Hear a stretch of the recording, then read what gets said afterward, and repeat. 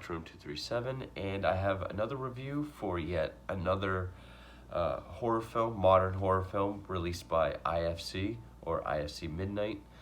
And again, I'll probably say this in every video, next to A24, and along with A24, most films by those two companies are exactly what I look for in modern horror.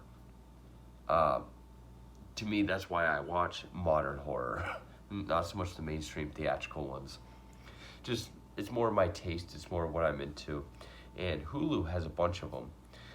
And this is one that I had heard of, didn't know too much about, and I've actually seen a couple times. I've wanted to do this video for a while, and normally I don't watch a movie more than once, like back to back or close together for a review. But this one I felt like I probably should. And it came out last year, 2021, and it is IFC's Feast, or The Feast, which is actually a Welsh film. I don't think I've seen too many, if any, Welsh horror films. And it is a horror film, again, along with a few things from A24 and probably many from IFC. I can see people saying it's not a horror film, it's a drama with horror elements. No, it's just a more slower paced film that takes a while to get to the horror parts. There is a sense of dread throughout the entire film, and which not as good as others, but it does have this buildup of dread. And I will say, even though this movie's not great, it's not as great as I expected it to be, or kind of thought it would be, it's still very well made. It's still a very solid movie, and I would still put it in the category of what I look for and what I enjoy the most in recent modern horror. But it does blend elements of fantasy as well. It's a very different horror film, while also maintaining scenes that are pretty gruesome. It's not an overly gory film, but it has its sort of gross out scenes. It was directed by Lee Haven Jones and written and produced by Roger Williams. And it stars, I'm going to try to pronounce these names as best I can, Anis Elwy as our lead Caddy, which is going to be really hard not to say Katie, because that's how it's spelled in the subtitles. Nia Roberts, Julian Lewis-Jones, Stefan Sened, Sion Alan Davies, Rodri Mailer, and Lisa Palfrey. And that's really our cast. Again, this is another movie, like I've said, with The Innkeepers, or Climax, or The Wind, or The Witch. I love movies that are very limited. And this movie is so big with concept and riddled with symbolism and metaphors that it really does help having a limited setting with a limited cast. We don't venture outside the property of this countryside home. Rarely are we even outside. And yeah, we have the family of four, the maid Caddy, their two guests, and that's basically it. That's our cast. So, while I like movies like that anyway, especially if it's going to be so full of its symbolism and its metaphors, I think it helps out more. I will say, one common complaint about this film that I've seen is that it's all build up with no payoff. I do think there's payoff, but not as much as it could have been. I think the build-up could have been used more wisely, such as certainly character development, because these don't really feel like characters. They feel more like archetypes or stereotypes. um, it doesn't really do much to show as to why Caddy, or whatever's going on with Caddy. I don't really know if it's a spoiler, because even in the synopsis, you know this movie is about this maid who goes to help this family setting up a 3-course feast for their 2 guests to try to seal some sort of business deal dealing with the land of one of the guests. And the maid is not who she says or appears to be, and begins to symbolically kill each member of this party. That's really the plot. Now, the symbolism within all that is, again, but even with the amount of symbolism that is in this film, it's also very vague and ambiguous, which I do appreciate. I've said this a million times. I really appreciate when a movie doesn't feel the need to spoon feed you every aspect. It doesn't come right out and say what exactly this force is or why this is happening. I mean, it says why, but not how. And I really don't think it is a spoiler. But at one point later on, we do find out Caddy is not Caddy. A car was found somewhere down the road. No body in it. Turns out it was Caddy's car. Got in an accident, died, and this being, this entity of sorts, has taken over her. It does say it needs a body to live in to get its revenge. And yes, it does represent a Mother Nature, but I guess the closest thing is that it's like a curse. It doesn't say where it comes from. It doesn't say what the legend is or anything like that. It leaves it ambiguous, which I really do appreciate. I'm sure some people say, well, we need a... Or if this was a Blumhouse film, it got a wider release. You'll have people that need to know every aspect. Like, well, we gotta have a prequel to know where the curse came from, what the legend is. No, we don't. Ambiguity is good. So yes, and I thought it was up to interpretation if it was like a witch, some sort of, the spirit of a Mother Nature, or whatever kind of force. But apparently it's this curse where she rests in this one area of the land called the Rise, or at least that's what they call it. And the land has been disturbed because the husband of the family, Gwyn, he's a member of parliament, but they've sold some of their land. They've inherited like 300 acres, and it's like a farming community, but they've sold some of it off to this one company for a mining. And really what the deal is, there's this other woman named Mare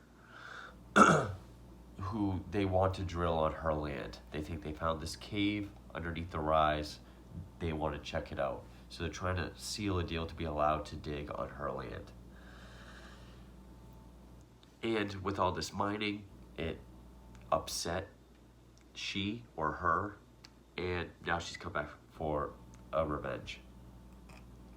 I don't know if that's the twist. I mean, this movie reminded me a lot of The Killing of a Sacred Deer, where beautifully shot, looks great, has this very symbolic sort of and intricate murder plot, where with that, it was like a hex or a curse.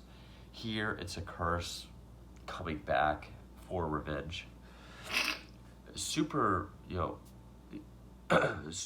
supernatural, uh, fantastic, but done in a realistic way without really explaining itself, and mostly build up with really harsh scenes where it needs to have them.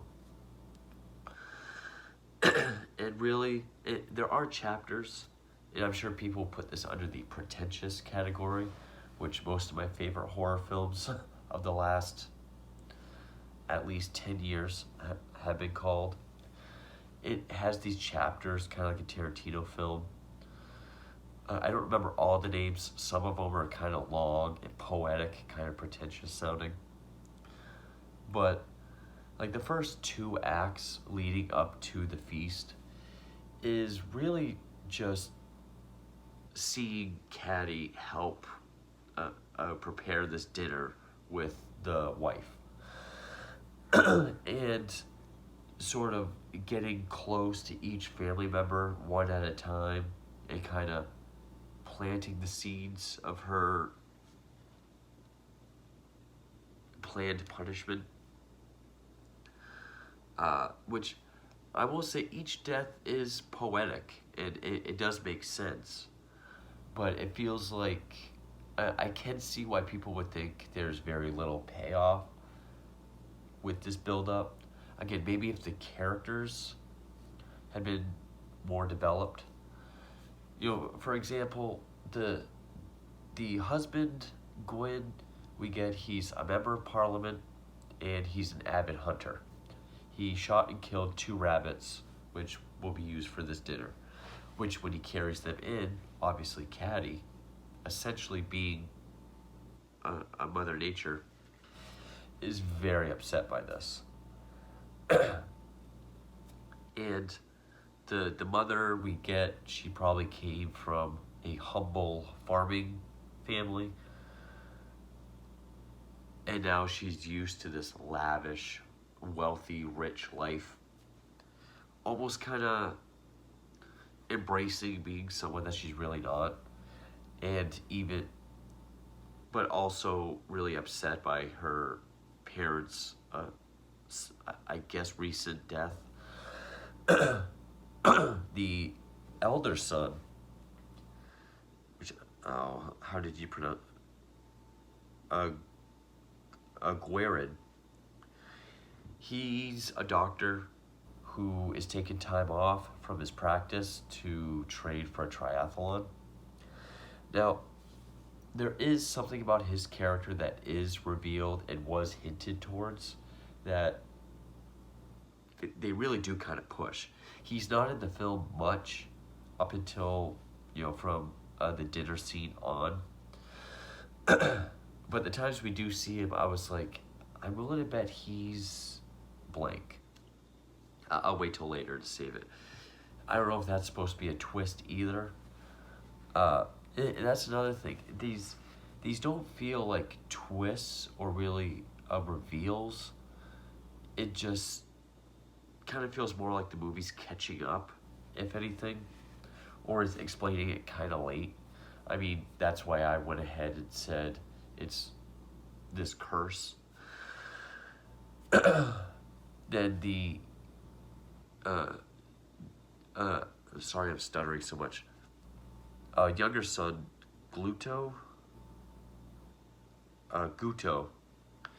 he dresses like he's in a rock band. He's got tattoos and rings. Find out he's been using heroin, and that's actually why they're staying at this country house also, keeping him there kind of prisoner to, I guess, detox him. That's all we know. That's really all we get of him. Because then he just talks to Caddy about finding something where he can get a fix. And she brings them to this tree and gives them some mushrooms. Well, that leads to a whole other series of problems.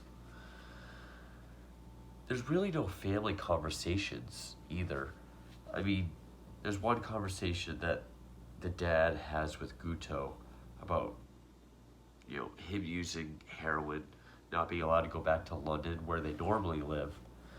And the son does say something about, you how two sons have brought shame to this family. Why don't you kind of blame yourself a bit? And we haven't really got anything about Guerin at that point. So that was another clue where I was like, I'm willing to bet he's this. Hell, even the first shot of him in the film should be a dead giveaway. And yeah, Caddy talks to each family member from time to time. But there are these little subtle moments that are subtle and just enough to let us know that she's not quite this young maid. Because again, we don't even get told that there's, she mustn't be disturbed. She rests in the rise. It's a legend. You don't want to go against the legend. That's not until after the dinner scene, so that's way ahead. But, obviously we see her get very upset over the rabbits. It will show a couple times, like she sits on like white furniture, and there's like bits of soil when she moves, or like she put her hand on the wall, and when she moves it, there's like soil. Stuff like that. Also, she's pretty neutral. She doesn't really have much of a reaction to anything or really speak that much until she's speaking to a family member. There is one point where she does sing this song that the mother immediately recognizes as a song that her mother used to sing to her. Which is kind of one of those moments, I guess kind of like, I don't want to say godlike, but like where she's knows all, sees all, remembers all, so knows that song would mean something to her. And it does have some small implications of what she's gonna do. Like obviously she gets the mushrooms for Guto, which is not good. Which I think that's the reason why his punishment with the leg starts, like it's poisoning him or something. Because at the very beginning of the film, he's chopping wood, and the head of the axe comes off and lands on his foot, so he's got a cut on his foot. And just throughout the film, it gets worse. And then while he's eating all these mushrooms, it eventually does shoot up, like the ground up shrooms. Something happens to his leg, and that's like the beginning of his punishment. But there is some parts, like when one guest named Euros, who's a family friend, he's a businessman that's like in charge of the mining company, I think. Has something to do with the mining company. He drops the wine bottle, and when Caddy goes to clean it, we see her look at this giant shard of glass and we don't see what she does with it. It's implied, but it doesn't come out and say it until later. And then there's some shots of like when people are eating. They're like, what the hell? They pull this thick black hair out of their mouths, which very well could be Caddy putting her own hair in the food. Or the first time I saw it, I thought she was making things happen at will. Like, she's watching Euros eat, and then that's when he has to take it out. But even Guerin, he has raw meat for his special triathlon diet, and even he has the hair in his throat that Caddy immediately jumps in and helps take out because she has a plan for him. That wasn't the way he was supposed to go out. I mean, I have given away so much already. I guess I could say spoilers here because this is really where the punishments come in. But I don't really remember there being much of a score, but it is beautifully shot. It looks great. The cinematography is beautiful. You get those very Kubrick-esque shots of the hall, like the corridors. All the performances are well done. Which the younger son reminded me of Harry Osborn from The Amazing Spider-Man, and the older son kind of reminded me of the brother from Get Out. Just has like this intense look to him. But yeah, there's not a whole lot of character development, and this movie does try pretty hard to make this look like the most, not to sound political, but like most privileged white family, like the most elitist family that I've seen in a film in quite a while. I mean, all the way down to the kids hating their parents. But yeah, there's not much character development, not much drama within the family, other than the younger son's drug use and his conversation with the dad at one point. It really is all build up, but with the small hints of Caddy either not being human, or like how there's traces of soil wherever she is, or just like those dead stares as if she's planning something and watching. There is a score. It's pretty ominous. I remember it being more towards the end, but it's still very well shot, very, very well made. I can see why people might think it's too slow or think there's too much build up and not enough payoff. It's not among my favorite movies that are like that. I mean, I would say, I would certainly put Killing Deer, the Killing of a Sacred Deer, I'd put way above this. The Wind, which I've done recently, I would put above this. I Trapped the Devil, I'd put above this. So it's not among my favorites, but it's still very well made. But yeah, so I guess spoilers now. Each death is, well, first, while Mare is over, the neighbor that they're trying to get permission to dig on her land, because the guy's company has already drilled deeper than usual into an area near the rise. And that's why they want to get permission from her. Mare figures this out, and that's where we get the scene where she was like, we don't do anything on the rise. We leave it. Everyone always has. We always will. She's like, oh, come on. It's fine.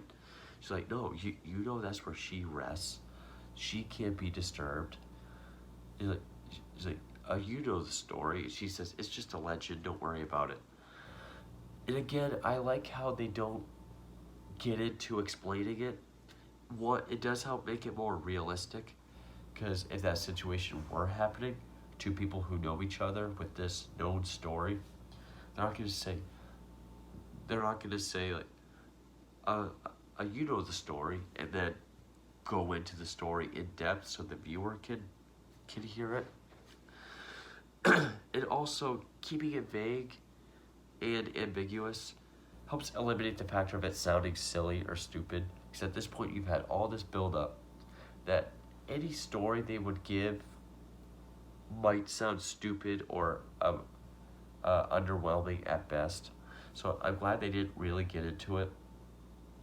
But we get the idea that it's this cursed land. Whoever she is, if she's disturbed, she will have to find, a human body to inhabit to punish those responsible.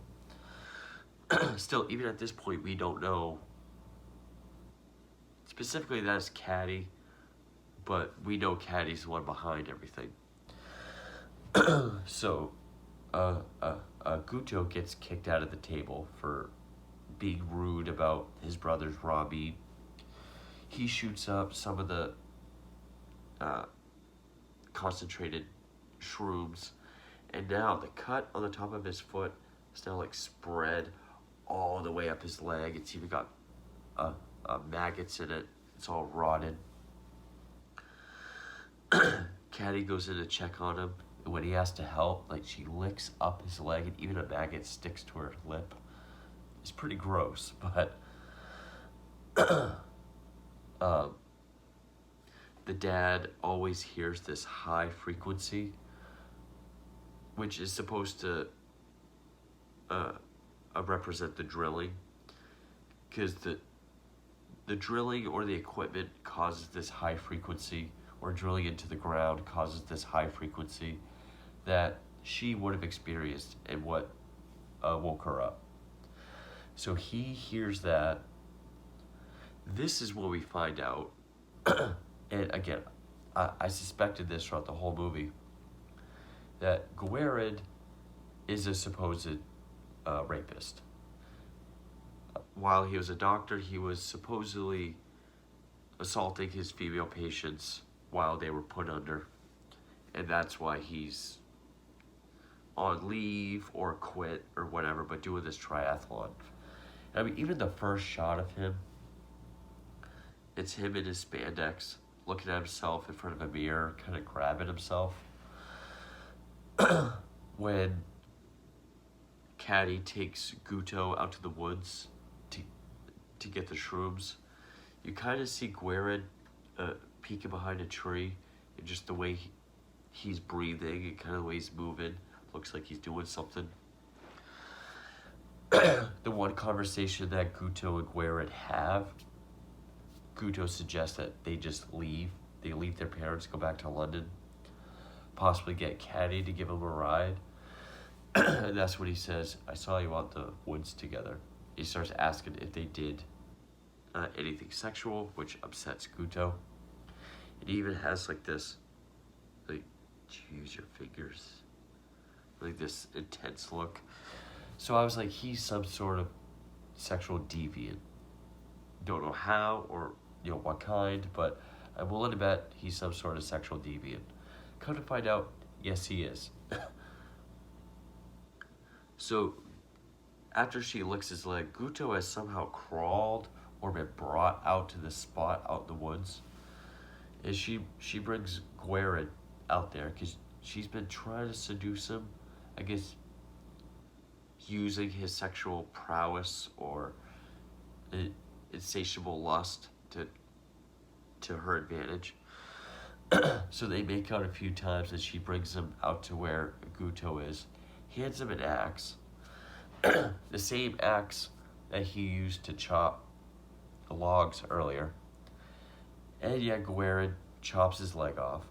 So symbolically, Guto, who was cutting logs and branches, he was cutting body parts off of nature. So he gets his leg cut off. And each punishment is either symbolic of their crime against nature or their own karmic sins. Earlier when we saw her with the shard of wine glass, it's kind of implied what she's doing. Maybe even a little bit obvious, but it doesn't show it. Here though, while she has him have sex with her up against a tree, and she keeps telling him to go deeper, we get this superimposed shot of her showing what she did with the glass. Like, we don't see it, but we see her hand go up her dress. She hid it in her while Guerin begins to scream, and we just get like this red come over the screen as the music builds up. Well done for not being overly gory, bloody, or graphic, showing us just what we need Also with the rise of the music and just the red kind of covered the screen. Very, yeah. Wow, just lost my train of thought. Effective enough. It's at this point, I think Mayor comes back to the house and says, that car they found down the road, well, turns out it is Caddy's. And I'm telling you, the legend is true.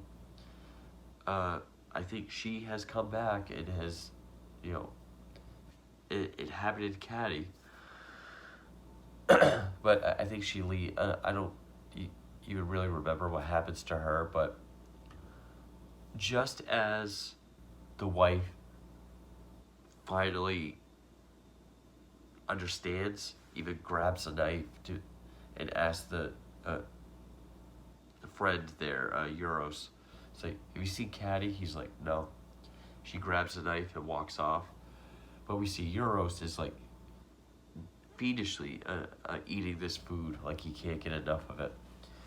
So I think that's what puts him under the spell, because eventually the mom is under a spell.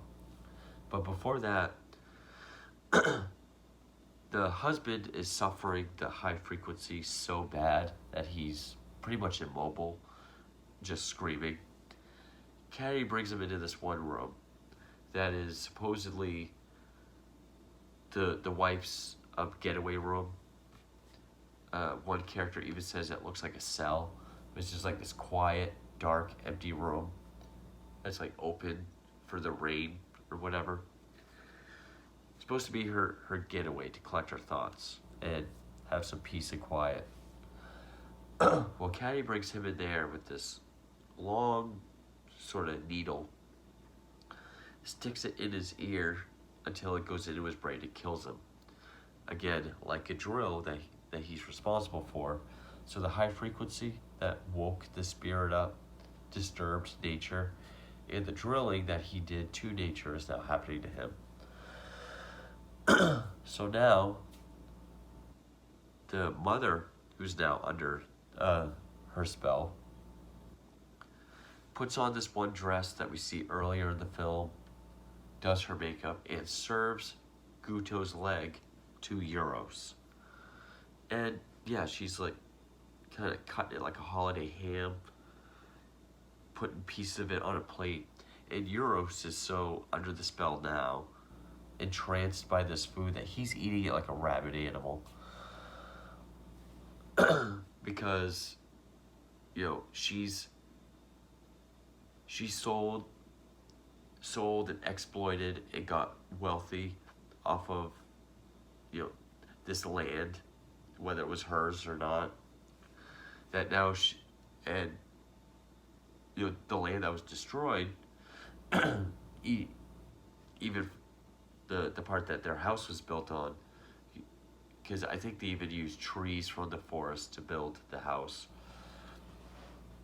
She destroyed the children of nature, so now she has to serve one of her children to someone else that's responsible.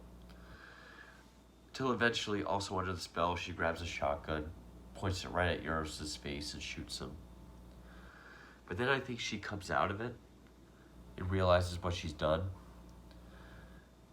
And then we do get the more superimposed, like her in the kitchen with the knife, she slits her own throat. With Caddy dragging all the bodies together, starting a fire. You get the really ominous music building up. It's just a great shot of just like her. It's like Caddy standing back to the fires in front of her, superimposed over the wife's slitting her throat. Then she goes in and drags the wife, puts her in the pile. Yeah, it's not in chronological order. Starts the fire, and then we see her as dawn starts to break as she walks back towards the rise to return to her slumber. So, yeah, I thought each death was symbolic enough, made sense did sound too preachy. This movie could have been really like an environmentalist preach fest. I don't think it quite went that far. Or I don't think it went too, like, with its symbolism and its metaphors, went too pretentious. I don't think it did that either. Sorry that light's getting more dim. It doesn't like to be on for a while for some reason. So yeah, I don't think it was too preachy, too pretentious. But I thought it was beautifully shot, wonderfully shot, great cinematography. The performances were well done. I like the idea of this sort of curse, or this entity that represents a Mother Nature being disturbed, coming back to seek revenge on those that did disturb, exploit, and take advantage of her. Done in a very subtle, realistic way. Again, in such a way that just like we see her leave traces of soil behind her. There's no exposition on what it is or where it came from. Yeah, I appreciate the ambiguity. And I actually don't think like it's too much build up with not enough payoff. I think it's just about even, because the build could have had more build and the payoff could have had more payoff. Like, I would say the characters could have been more characters and not just archetypes or just these one-note people. So I do think the build-up could have had more build. I feel like there could have been, like, maybe Caddy could have dropped some hints or some signs or omens that they're supposed to pick up on and maybe right their wrongs to kind of build more suspense that they don't pick up on it. But for what it was, I still think it was very well made. It's still exactly what I look for and expect from IFC. Again, not one of my favorites. It's not what I loved. It's not what I would say is great. But it's still one that I still enjoyed very much.